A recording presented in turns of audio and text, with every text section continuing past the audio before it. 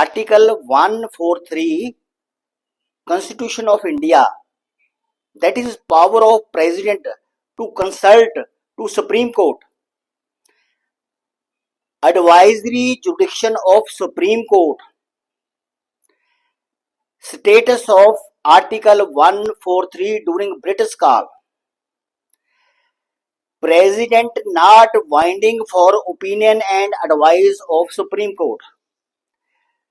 Duty of Attorney General for Article 143 and landmark reference of Article 143. I self Gurdeep Singh Pogal, advocate. Today I will inform to you Article 143 Constitution of India, that is power of President, advisory jurisdiction of Supreme Court. During British call, the status of 143,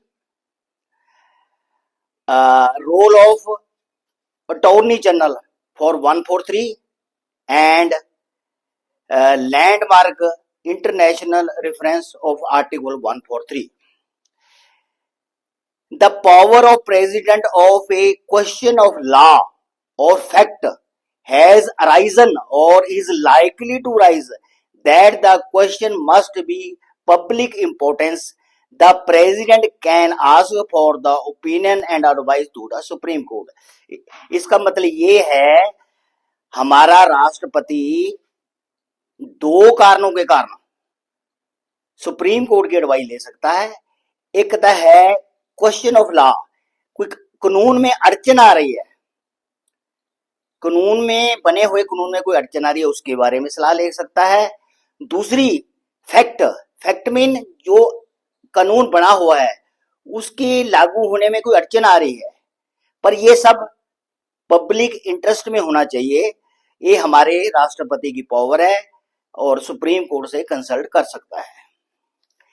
second, advisory jurisdiction of Supreme Court. If Honorable Supreme Court shall receive any reference from President under Article 143, then as per due course of law, the Supreme Court shall set up a constitutional bench not less than 5 judges under advisory jurisdiction. The opinion and advice shall must be approved as per majority of judges. इसका मतलब ये है, जब supreme court को एक reference मिल जाता है राष्ट्रपति की तरफ से, तो वो एक कॉन्स्टिट्यूशनल बेंच स्थापित करते हैं जो मिनिमम 5 मेंबर होने चाहिए। मैक्सिमम जितने भी हो सकते हैं, 7 भी हो सकते हैं, 9 भी हो सकते हैं, 11 भी हो सकते हैं, 13 भी हो सकते हैं, मतलब ऑड फिगर होने चाहिए। और दूसरी बात, जो ये जज डिसाइड करेंगे वो मेजोरिटी बेस से करेंगे। फॉर एग्जांपल 5 जजों का बेंच है, कॉन्स्टिट्यूशनल बेंच, उसमें 3 जिधर होंगे वो माना जाएगा, 2 वाला नहीं माना जाएगा, या एक तरफ 4 है एक तरफ सिंगल है तो 4 वाला माना जाएगा।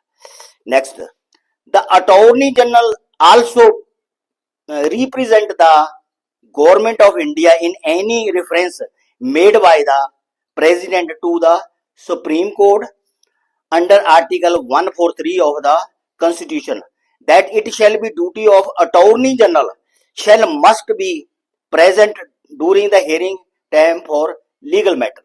इसका मतलब हुआ, जो हमारे अटॉर्नी जनरल हैं वो रेफरेंस के केस में जो राष्ट्रपति जी द्वारा भेजी जा रही है उसमें नुमाइंदगी करेंगे। ऐसा तो नहीं है कि 2 लाइनों राष्ट्रपति ने सुप्रीम कोर्ट को लिख दिया और लीगल राय आ गई, ऐसा नहीं है। ये पूरा केस तैयार होता है, जैसे एक एसएलपी दायर करनी होती है सुप्रीम कोर्ट में, जैसे कोई रिव्यू पिटीशन दायर करनी होती है, ऐसे अटॉर्नी जनरल जड़ा है इंडिया का, वो भारत सरकार की तरफ से, राष्ट्रपति की तरफ से एक रिक्वेजिशन जस्ट सुप्रीम कोर्ट में पेश करेगा और वो उस पूरी हियरिंग में हाजिर रहेगा बेंच के सामने। Next, the opinion of the the opinion or the advice of the Supreme Court is not binding of the president. इसका मतलब ये हुआ सुप्रीम कोर्ट ने जो ओपिनियन दे दी, राष्ट्रपति बाउंड नहीं है उसको मानने के लिए, वो राष्ट्रपति की मर्जी है, वो माने या ना माने, वो राष्ट्रपति पर डिपेंड करता है. नेक्स्ट, during British काल the power of Governor General to consult Federal Court wide under section 213 213 all concerned to the law not fact. इसका मतलब ये हुआ कि ब्रिटिश काल में गवर्नर जनरल भी राष्ट्रपति की तरफ जैसे एडवाइस लेता था फेडरल कोर्ट से, उसका सैंक्शन था 213 ऑफ गवर्नमेंट इंडिया एक्ट 1935. मगर राष्ट्रपति की एडवाइस में और गवर्नर जनरल की एडवाइस में थोड़ा डिफरेंस है. हमारा राष्ट्रपति दो कारणों से एडवाइस प्राप्त कर सकता है. एक तो है फैक्ट, एक लॉ है, एक फैक्ट है. अगर लॉ में कोई अड़चन आ रही है तो राष्ट्रपति उस लॉ के बारे में ओपिनियन प्राप्त करेगा. दूसरा है फैक्ट. फैक्ट मीन यहाँ फैक्ट का मतलब ये है कि उसको उस कानून को लागू करने में अड़चन आ रही है, पब्लिक इंटरेस्ट में वो लागू करने में अड़चन आ रही है. तो ये दो कारण होते हैं. मगर जो गवर्नर जनरल ऑफ इंडिया था ब्रिटिश काल का, वो सिर्फ एक कारण का एडवाइस ले सकता था, वो है लॉ के बारे में प्राप्त कर सकता है, फैक्ट के बारे में वो प्राप्त नहीं कर सकता है. ये थोड़ा डिफरेंस है. Next, as per record the president has used article 143 only 15 times since 75 years. हमारा रिकॉर्ड ये बता रहा है हमारे को, ऑनरेबल प्रेसिडेंट ने 75 साल में 143 का यूज्ड 15 बार किया है. 14 reference in concern to internal matter of India, what one reference concerned not to internal matter, that is international matter. इसका मतलब है जो 15 का फिगर है उसमें 14 बार तो 143 का यूज गवर्नमेंट के इंटरनल मसले पर हुआ है, मगर एक बार एक्सटर्नल मतलब एक्सटर्नल में इंटरनेशनल लेवल का मसला 143 का यूज हुआ है राष्ट्रपति की तरफ से. Matter that is concerned to Pakistan border issue detail of reference as under. वो जरा इंटरनेशनल का मसला था वो पाकिस्तान के बॉर्डर में था, उसके बारे में आपको नीचे बताता हूं. Transfer of certain territory to Pakistan as per 3 agreement entered into between the government of India and Pakistan as per reference of President. The Supreme Court approved opinion that Union government competent authority to transfer territory of India to Pakistan. What as per this constitutional amendment under Article 368 must, as per opinion of Supreme Court, the Union government had made 9th amendment of Constitution, then again made demarcation of government of India and Pakistan in 1960. इसका मतलब ये है हिंदुस्तान और पाकिस्तान में three time agreement हुए थे कि कुछ क्षेत्र हमारा पाकिस्तान में जाना था, कुछ क्षेत्र पाकिस्तान का हमारे में आना था. जस्ट लाइक एम था इसका बॉर्डर को एक सार करना.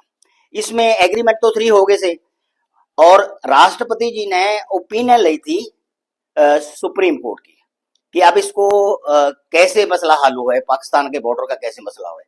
तो सुप्रीम कोर्ट ने एडवाइस दी थी, ओपिनियन दी थी कि इसके लिए सेंट्रल गवर्नमेंट कंपिटेंट है, बट उसको 368 में कॉन्स्टिट्यूशन अमेंडमेंट करनी पड़ेगी तभी वो इसको कर पाएगा.